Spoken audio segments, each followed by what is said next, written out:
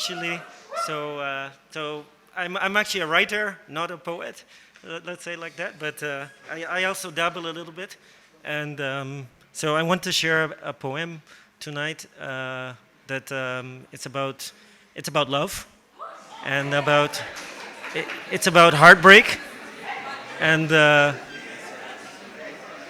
so I would say I've been through some things, So it's really it's been it's really, I was in a dark place, let's say, a while back, and this is a poem that captures the feeling that I had. It's actually quite short, so I hope you will like it. It's a poem about feeling that you cannot go home to a place where you feel love. So the poem is called Exile, and here it goes. It's in a land beyond the borders of our hearts, I weep, mourning the loss of what I hold most dear. I find myself relegated to the fringes of desire's distant shore. Reluctantly, I surrender to fate's cruel alchemy. Alone, battered, and forlorn, I push on. Sorry. And dreams, distorted by time's pass, I yearn, searching the dark crevices of my soul for the relics of you. Consoled by the shattered fragments of your overbearing beauty.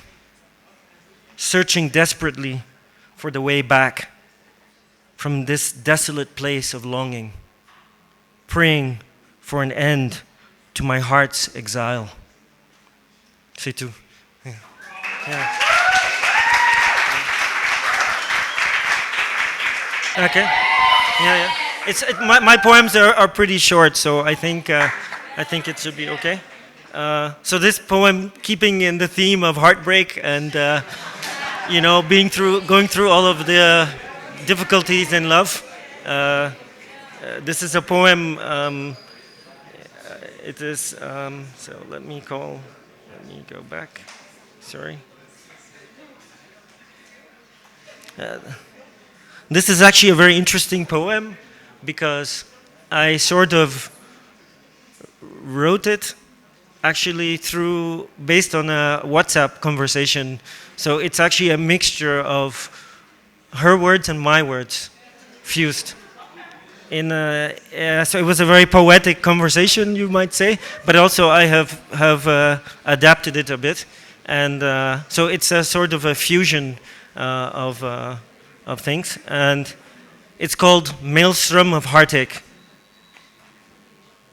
Like a ghost from a past that doesn't belong to us, we collide, crashing down into the well of our buried dreams.